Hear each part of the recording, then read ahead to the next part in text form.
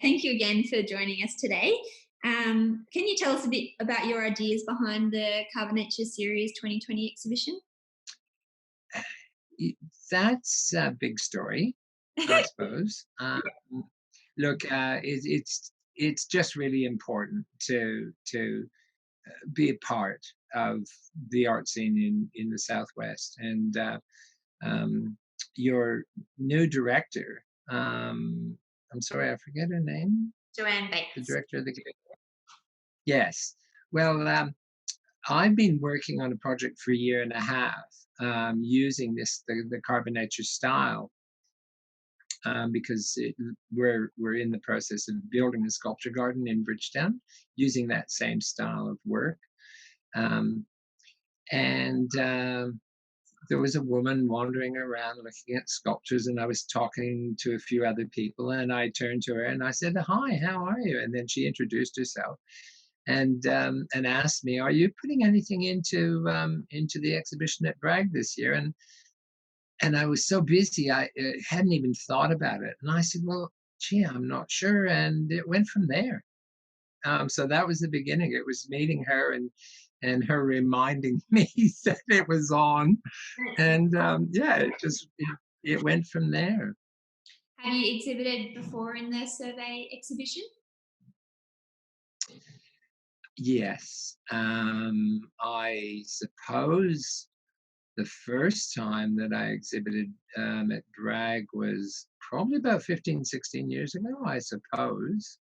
Um, I was in the first, I think I was in the first few survey exhibitions, Yeah. and I actually have a piece that really started this whole carbonature concept, that I exhibited at least a decade ago at Bragg, a bronze and lead crystal glass piece called Butterfly Woman, which people can see in my website. So that was probably the most significant piece that I've ever put in. But I was in the previous exhibition. I put some work in there, and I think the one before that. So yeah, the last three exhibitions, I think. Yeah. And this work, it's won the People's Choice Award, and it was beautiful coming into the lower gallery and your work, seeing your work there. Can you tell us a bit about this particular work that you exhibited? Well, firstly, may I just say how honored and humbled I am to have won the award. It was a complete surprise. I seem to always be the last person to put a piece into the exhibition and the last to take it away. I don't own a watch. And No, it was a fantastic surprise to find it. But with the carbon nature, I continue to call them carbon nature rather than actually give them names, because they're like a spirit. They're a spirit, and I don't believe spirits should have names, because then you isolate and identify it. And I think carbon nature, the whole concept behind carbon nature, is much more is much wider than defining it as a name. Basically, what happened, especially with that piece, was discovering that piece of wood in the bush about 2.5 years ago. And as soon as I saw that piece of wood, especially with its wing like feature at the top, the way it split off the tree, I just knew immediately that it was going to be that was going to be a wing for a human form. And I just saw it immediately.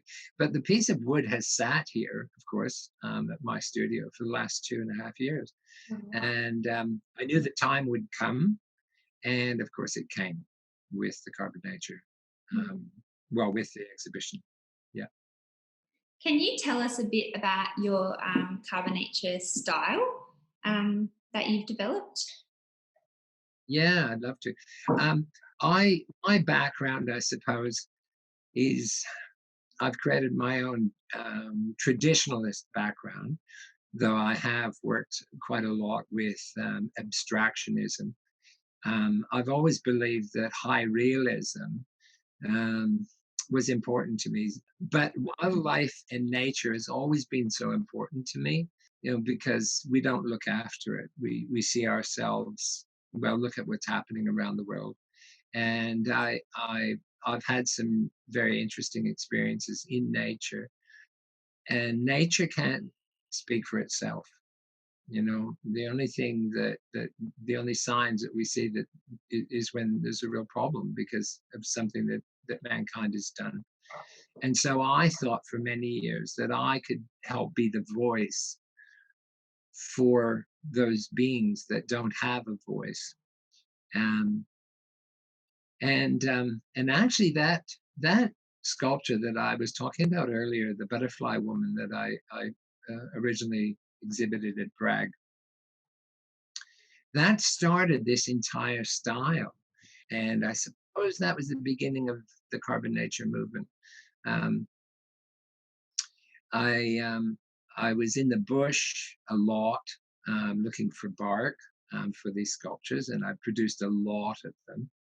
And there was charcoal laying everywhere because, of course, all the forest fires, and charcoal doesn't readily disappear.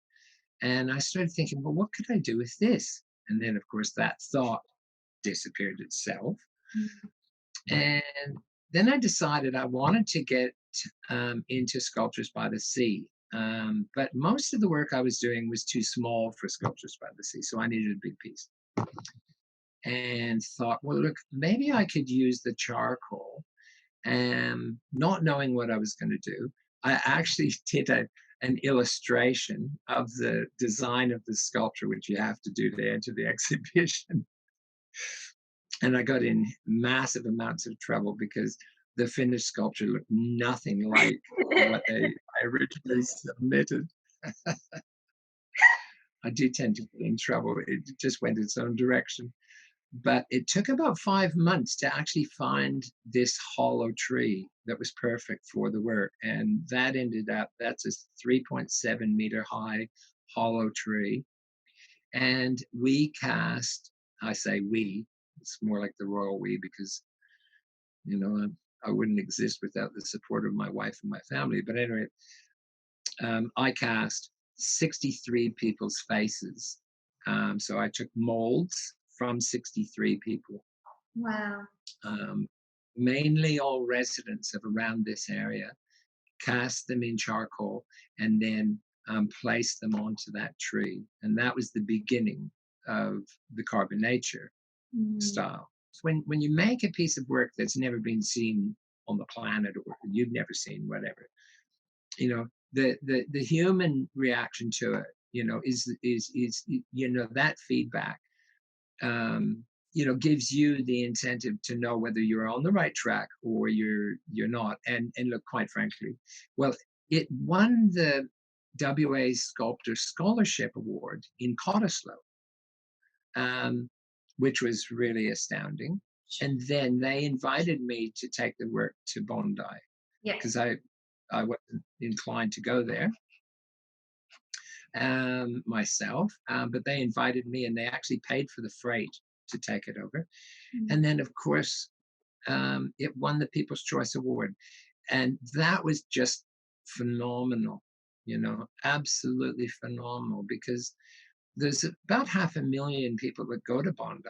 And so, and the director of Sculptures by the Sea actually told me that it led in the voting from the first day of the exhibition. That's crazy. And it was always right at the top of the voting list. So that has profound effects when your work is accepted on that level. And then with Northcliffe, they had that massive fire in 2015, and it came so close to devastating Northcliffe, and they wanted to celebrate, the community spirit, the community working together, and their survival as a community, which is why they commissioned me to we cast 50 locals, mainly faces, but a few busts and a few full torsos. And then in their sculpture walk, understory sculpture walk in Northcliffe, well, we placed 50 pieces in the living trees, in burnt scars that Wow. already existed. It has been fantastic. Then I was bored, um, and I needed a big project. And I've never, in all my 40, however many years, what, 30, 43, 44 years now, of working as an artist in Western Australia, I had never applied for a government grant. I always thought somebody else got that, and so I never, and I thought, well, I have nothing to lose, so I did, Mhm. and I got a government grant for $15,000 to create a project, which has now become the potential for this garden that we're going to build. But of course, it just happened in some ways. Um, what I did is I invited people from the community to create a team of two people, Mhm. and one of them became a model. So what we do with the carbon nature style is we take a body cast or a face cast Yeah. of a model, and then we bring the charcoal in, grind it up, and I have this fantastic glue that we then place into the mold, allow it to cure, build it up so it's of significant strength, and then actually place it onto the tree. Oh, So we invited um, people to come forward, and we ended up with 21 teams so far. Out of, I want to place 25 sculptures in the park, but 21 local people have modeled for their own sculpture and then helped to actually build their own sculpture. oh, wow, that is awesome.